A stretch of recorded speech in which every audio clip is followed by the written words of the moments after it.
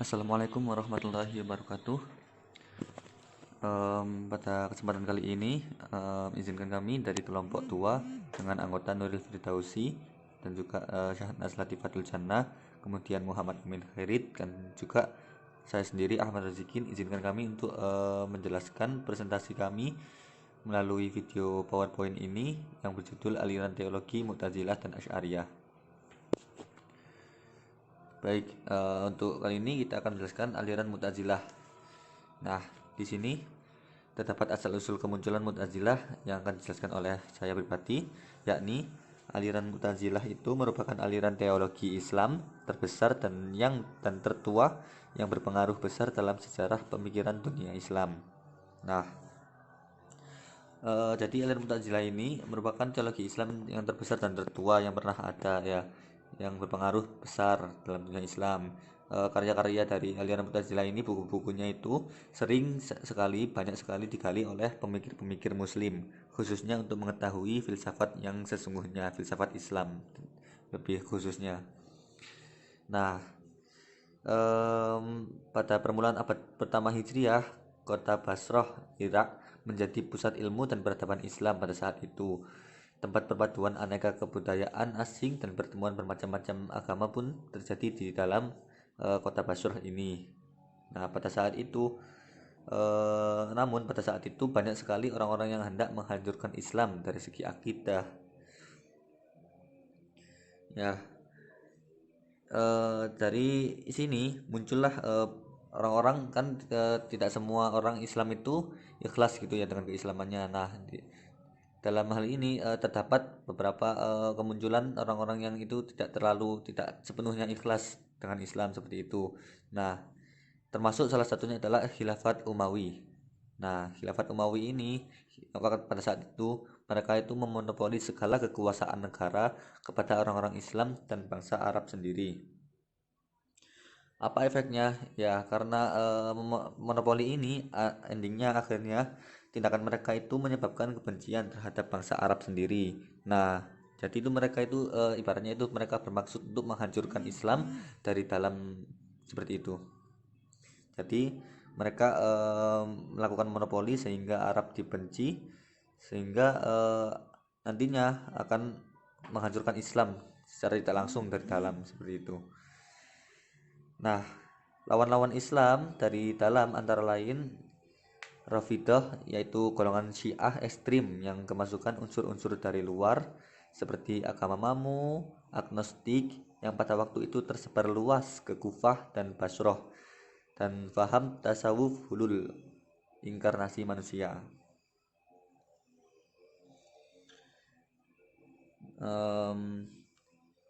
Akibat dari perlawanan-perlawanan ini, akibat dari hal-hal semua ini ya mengakibatkan munculnya faham Mu'tazilah yang menolak segala peraturan yang terkait Islam, seperti misalkan menolak jika aliran A menyebutkan bahwa jika orang yang melakukan dosa besar itu termasuk kafir, atau yang aliran B, jika orang yang melakukan dosa besar itu tidak termasuk kafir namun juga tidak termasuk alim. Nah, seperti itu. Nah, muncullah aliran-aliran Mu'tazilah ini yang kemudian berkembang dengan pesatnya serta mempunyai metode dan paham sendiri.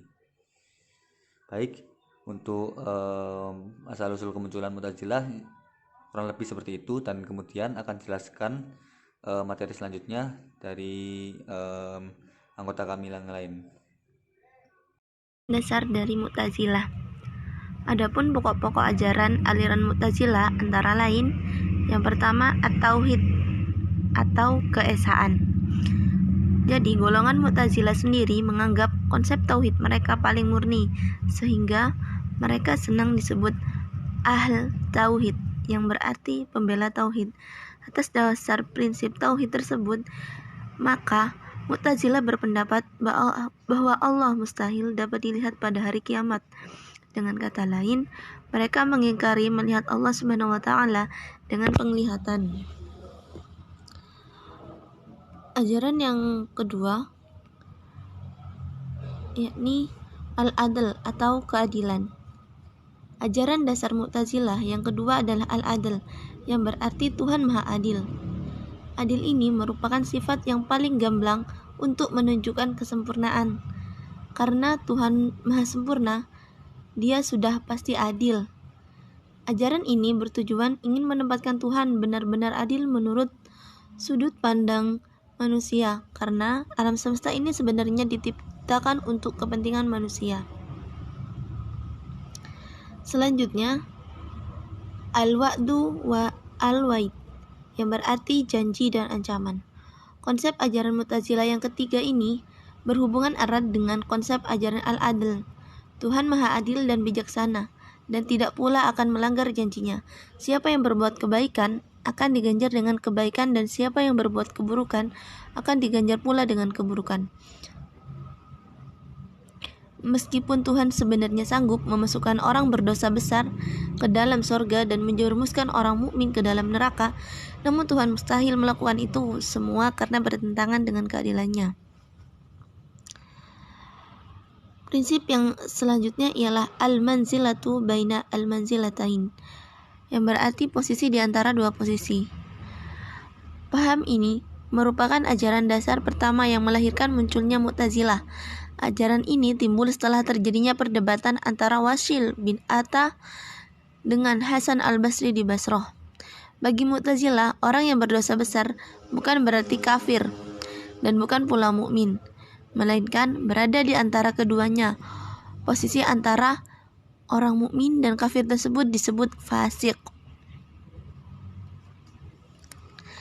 Konsep selanjutnya al-amr bil ma'ruf wa an-nahyu an munkar, yang berarti perintah berbuat baik dan melarang yang kemungkaran. Di dalam prinsip ini, setiap muslim wajib menegakkan perbuatan yang ma'ruf serta menjauhi perbuatan yang mungkar. Atas dasar prinsip ini pula, Mu'tazilah dalam merealisasikan pendapatnya tidak saja melalui seruan biasa, bahkan kalau perlu dengan kekerasan. Di dalam sejarah, Mu'tazilah pernah memaksakan ajaran ini kepada golongan lain yang dikenal dengan peristiwa mihnah, yaitu memaksakan pendapatnya bahwa Al-Quran itu tidak qadim, dan mereka yang menentang pendapat ini wajib untuk dihukum. Itulah salah satu bagaimana Mu'tazilah menegakkan al-amr bi al-ma'ruf wa an-nahyu al-munkar. Yang kedua yaitu aliran Asy'ariyah. Asal-usul munculnya Asy'ariyah. Profil pelopor berdirinya Asy'ariyah yaitu nama Abdul Hasan Ali bin Ismail al-Asy'ari bin Abu al-Asy'ari, yang lahir pada tahun 260 Hijriah atau 873 Masehi di Basrah. Wafat pada tahun 324 Hijriah atau 935 Masehi. Perjalanan hidup sang pelopor hingga berdiri golongan Asy'ariyah. Sejak kecil hingga umur 40 tahun, ia berguru kepada Abu Ali al-Jubai, seorang tokoh besar Mu'tazilah di Basrah, sehingga ia sangat menguasai ajaran Mu'tazilah. Dan pada umur 40 tahun ia keluar dari Mu'tazilah, yang disebabkan oleh mimpi beliau bertemu dengan Nabi Muhammad SAW dan mengatakan ahlu hadislah yang benar sedangkan Mu'tazilah salah. Selain itu, sebab lain yang menyebabkan Asy'ari berpindah aliran adalah ketika ia dengan gurunya Al-Jubai terlihat dalam perdebatan, dan gurunya tersebut tidak dapat menjawab tantangan muridnya. Sejak itu, Al-Asy'ari gigih menyebarkan paham barunya sehingga terbentuk mazhab dalam teologi Islam yang dikenal dengan nama Ahlus Sunnah wal Jamaah.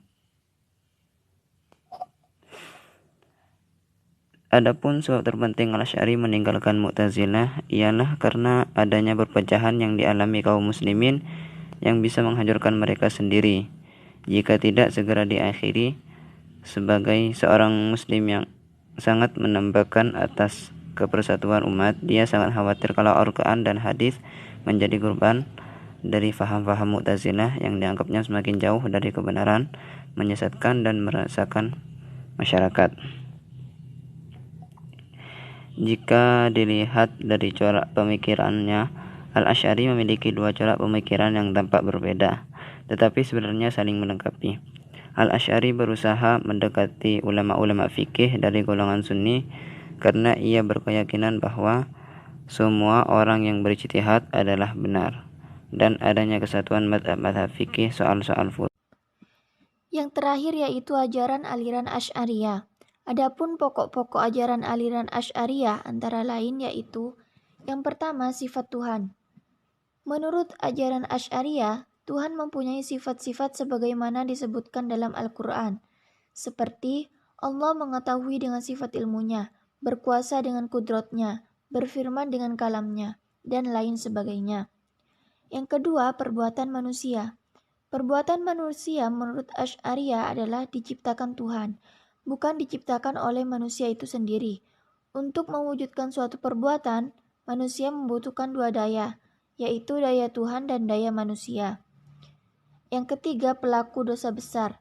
Menurut Asy'ariyah, seorang muslim yang melakukan perbuatan dosa besar dan meninggal dunia sebelum taubat tetap dihukumi mukmin, tidak kafir, tidak pula berada di antara mukmin dan kafir. Dan di akhirat ada beberapa kemungkinan, yaitu yang pertama, ia mendapat ampunan dari Allah dengan rahmatnya sehingga pelaku dosa besar tersebut dimasukkan ke dalam surga. Yang kedua, ia mendapat syafaat dari Nabi Muhammad SAW. Dan yang ketiga, Allah memberikan hukuman kepadanya dengan dimasukkan ke dalam siksa neraka sesuai dengan dosa besar yang dilakukannya. Kemudian Allah memasukkannya ke surga. Ajaran aliran Asy'ariyah yang terakhir yaitu keadilan Tuhan. Asy'ari berpendapat bahwa Tuhan tidak mempunyai kewajiban apapun. Tuhan tidak wajib memasukkan orang baik ke surga ataupun ke neraka. Semua itu merupakan kehendak mutlak Tuhan. Sebab Tuhanlah yang berkuasa dan segala-galanya adalah milik Allah. Jika Tuhan memasukkan seluruh manusia ke dalam surga, bukan berarti Tuhan tidak adil. Sebaliknya, jika Tuhan memasukkan seluruh manusia ke dalam neraka, bukan berarti Tuhan zalim. Tuhan adalah penguasa mutlak dan tidak ada yang lebih berkuasa. Allah dapat melakukan apa saja yang dikehendakinya. Dari pemaparan materi di atas, diperoleh kesimpulan, yaitu kaum Mu'tazilah adalah golongan yang membawa persoalan-persoalan teologi yang lebih mendalam dan bersifat filosofis. Golongan ini dikenal sebagai kelompok rasionalis, karena mereka memberikan peran dan fungsi yang sangat besar kepada akal dalam kehidupan manusia. Tokoh utama aliran Mu'tazilah ini yakni Wasil bin Atha. Ajaran-ajaran dasar Mu'tazilah yaitu At-Tauhid, Al-Ad, Al-Wa'd wa Al-Wa'id, Al-Manzilah bain an-manzilatain, dan Al-Am bi Al-Ma'ruf wa An-Nahyi an Munkar. Asy'ariyah adalah salah satu aliran dalam teologi Islam periode klasik yang namanya dinisbatkan kepada nama pendirinya yaitu Hasan Ali bin Ismail al-Asy'ari. Dalam belajar agama, Al-Asy'ari mula-mula berguru kepada Abu Ali al-Jubai, seorang pemuka Mu'tazilah. Akan tetapi pada usia 40 tahun ia menyatakan diri keluar dari Mu'tazilah karena ia mengalami berbagai keraguan dan tidak puas terhadap doktrin-doktrin Mu'tazilah. Adapun pokok-pokok ajaran Asy'ariyah yang terpenting antara lain sifat Tuhan, perbuatan manusia, pelaku dosa besar, dan keadilan Tuhan. Perbedaan dasar antara aliran Mu'tazilah dengan Asy'ariyah terletak pada pendapatnya tentang kekuatan akal. Kaum Mu'tazilah berpendapat bahwa akal manusia dapat sampai kepada dua ajaran dasar dalam agama, yaitu adanya Tuhan dan masalah kebaikan dan kejahatan. Akal manusia dapat pula mengetahui kewajibannya terhadap Tuhan dan kewajibannya untuk menjauhi perbuatan buruk. Sedangkan kaum Asy'ariyah berpendapat bahwa segala kewajiban manusia hanya dapat diketahui melalui wahyu. Akal tak dapat membuat sesuatu menjadi wajib dan tak dapat mengetahui bahwa mengerjakan yang baik dan menjauhi yang buruk adalah wajib bagi manusia. Mungkin hanya itu yang dapat kami sampaikan. Kurang lebihnya kami mohon maaf. Terima kasih. Wassalamualaikum warahmatullahi wabarakatuh.